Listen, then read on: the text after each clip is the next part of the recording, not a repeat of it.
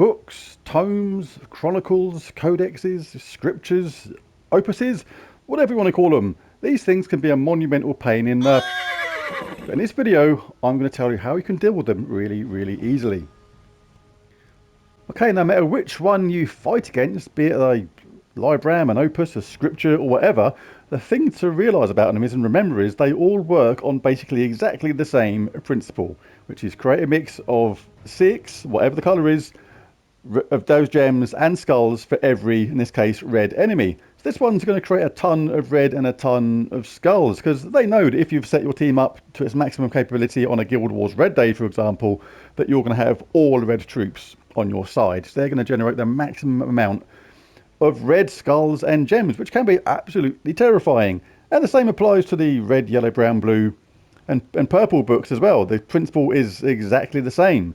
But you can stop these things in its tracks, and it's unbelievably easy to beat these things in PvP mode because you're not restricted to having all the same colour troops. So in PvP they are incredibly easy to beat, but it's still fairly straightforward to beat in most Guild Wars battles.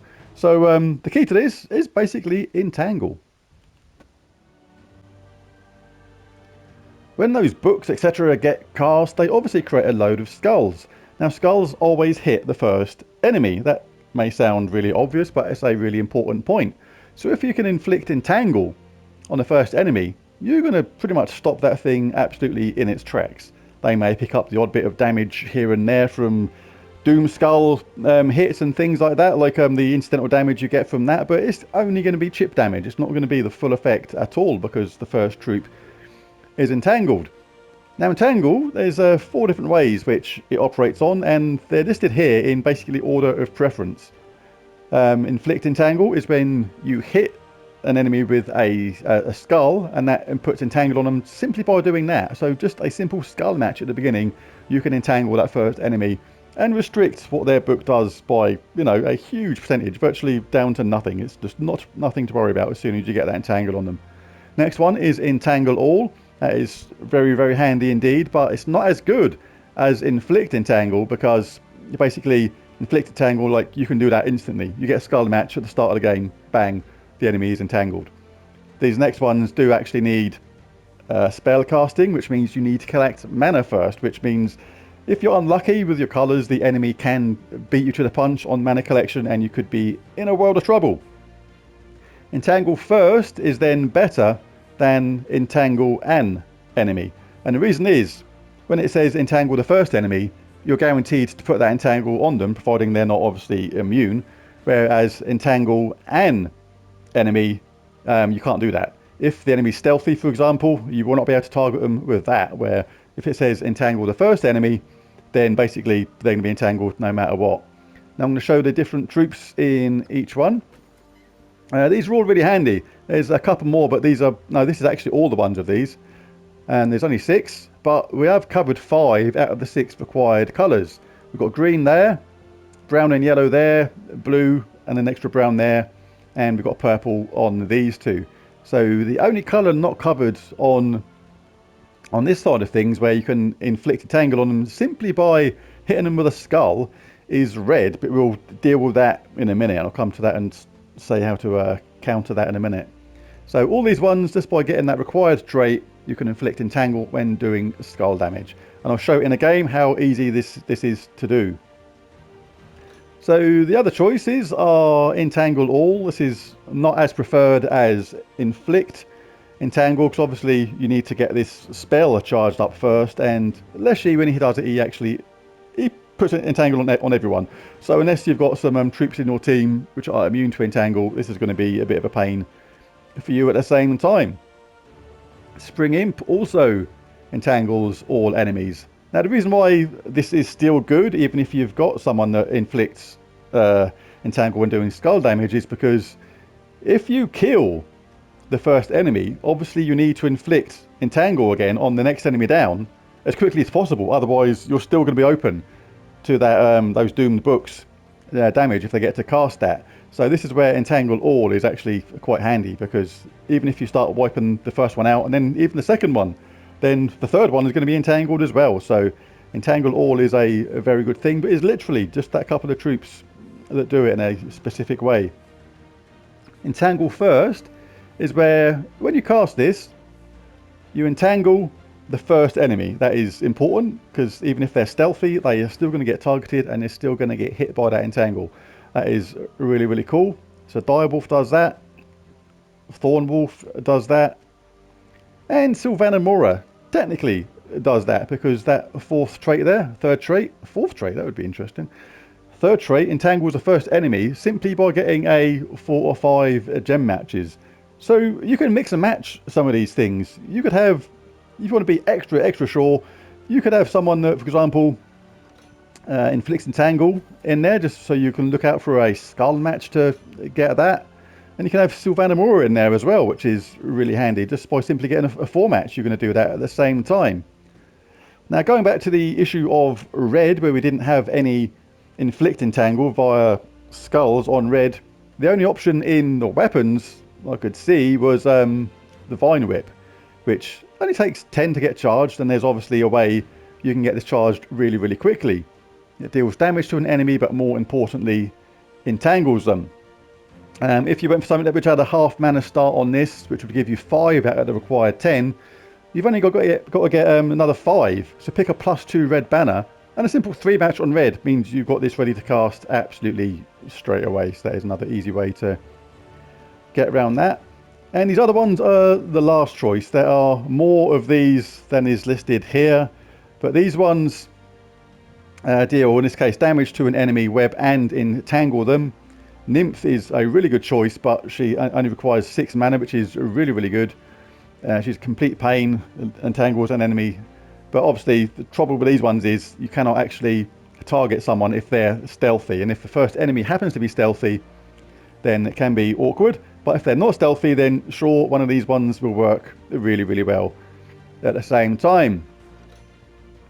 Right, so now for a couple of examples of battles and how to go against fighting these awkward opponents. Right, this team on the right hand side here is the typical sort of team you may come up against.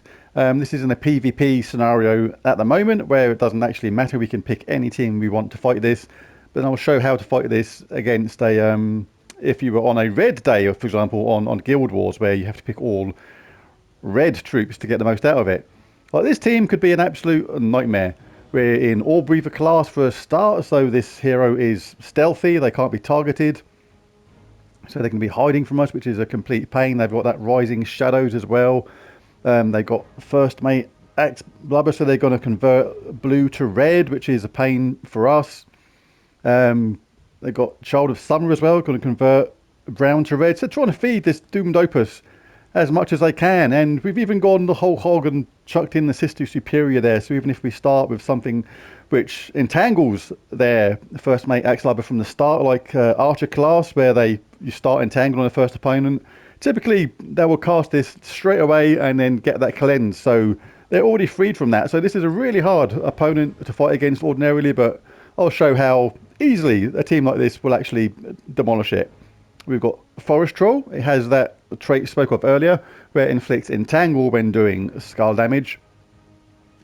Rope Dart is another weapon, as well as the Vine Whip, which you do have to get this upgraded, which is why I didn't include it at first. But if you got this thing upgraded, one of the upgrades is to basically entangle the opponent at the same time, which is really, really good.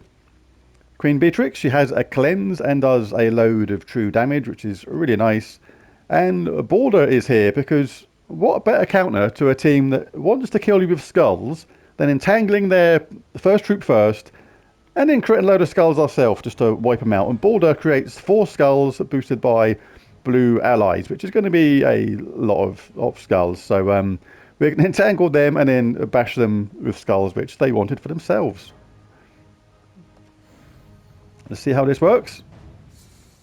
So basically we're looking for any sort of skull match. If we don't get a skull match like we haven't done straight away, we'll be looking to get Forest Troll charged up. Now we've got a cleanse already, and we've got Sister Superior there, so we can't rely on this skull match being a thing that's going to last more than, say, 1 round. So what's better to do? Is it better to collect this? Or is it better to do the skull match? I'll show you what happens if we do the skull match first. We'll do the skull match.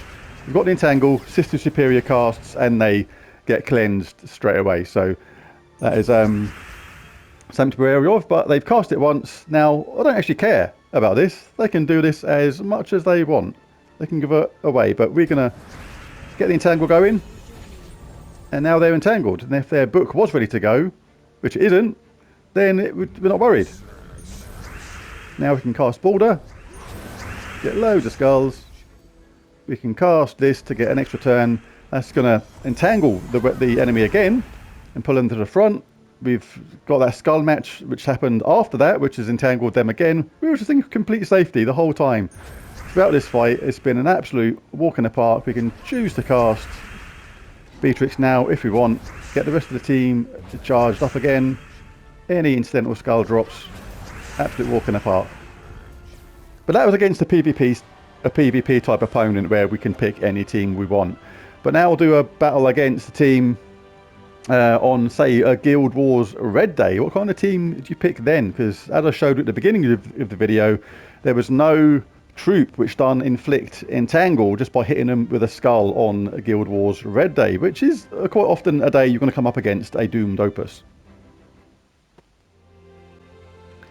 So up against the same team again now, but this time it's far more dangerous because this isn't a typical Guild Wars scenario where you're typically going to get a doomed Opus, because that's the red version of the books, against an all-red team. So if they get to cast this, they're going to get the maximum amount possible of red gems and skulls. So a lot of teams, they base their entire Guild Wars battle defense on this strategy. And this is about as bad as it can get, really. We're in All Breather class, so their book is stealthy. So I can't actually target it. I cannot hit that thing. It's going to usually get a chance to cast. But we've got First Mate Axel over here. This is a typical double empowered team. Converts blue to red, which is an absolute pain if they get alignment on that. Child of Summer converts brown to red. So they've got 2 chances to get conversions that way as well. And they've even stopped us using things like Archer class, where you entangle the first enemy right at the start of the battle, because they got Sister Superior, who also starts with full mana and cleanses all allies. So even if we start with them being entangled, that is not going to help. So this is a really awkward team ordinarily on a Red Day on Guild Wars, but this sort of thing is a perfect counter to it. Elementalist class, as you well know, we got a awesome third trait there, where if we get a 4 match, we've got a 25% chance of entangling the first enemy. But we can control it as well, because this Vine Whip, again, really cool weapon, deals damage to an enemy and entangles them. Only requires 10 mana cost as well, which is nice. And for damage, we've got Shegra, creating 6 red gems, then turning all red gems to skulls. Mirage Queen is helping out with giving all elemental allies a 50% start with mana, and has that cool spell at the same time. And we've got Divinia there for our cleanser and life giver and mana generator. So 2 chances of the entangles, one with the weapon and the other one via the class we're in. So basically, let's give it a go. Like I say, this other side is triple empowered. They've got 2 chances of conversions, as well as having that cleanse as well. So there was no point starting with something like Archer class. But we want to get our weapon charged up absolutely ASAP. There you go, they cast Sister Superior, as they do. That didn't work out for them, but it doesn't matter. We can now cast that on the first troop. We can cast Shegra, but only do a little bit of damage, but it doesn't matter. We're going to still collect incidental mana for our team.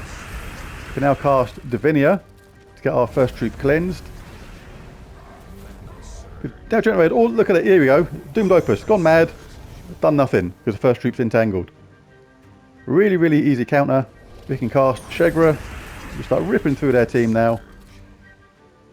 What can we do? What can we do now? We can do more skull damage. This is where I would avoid skull damage, you see, because you don't actually want to kill that opponent just yet, because the troop below it, which is the dangerous one, is the one that's not entangled. If we kill them, and then they get a mana surge or an extra turn somehow on their next turn, they're going to be ready to cast again, and that is when it can get dangerous. So this is where I'd absolutely leave that for them on purpose. We can't target their enemy because they're their hero, sorry, because they're stealthy. So what we'll do instead is just collect some mana ourselves, let them take that. It was a nothing hit. And then we can look out for something like this on Mirage Queen. Now this is safe to do because it's an extra turn. We kill that enemy. They're entangled too as well now, and we can just finish them off. Could have been extra sure then and put the Vine Whip onto Child of Summer, but hey, chose the easy route. And that is a typical, really tough Guild Wars defense, which you come across now and again, and it was made to look absolutely silly there. So there you go. That is how you battle the books and how you beat them really, really easily. All you got to do is pick a team on one of those inflict entangles that I showed at the beginning that do the entangle on skull damage, and that is the easiest way to do it, but I showed you other methods as well. Well, there's the video. If you found it useful or helpful, it'd be cool if you hit that like and subscribe button. And remember, the advantage to clicking the like button on this is it's going to be stored in your liked videos, so you can use this as a quick reference to come back and have a look at those methods and troops you need to entangle the opponent. But there you go. Thanks for watching. Catch you again next time. Bye for now.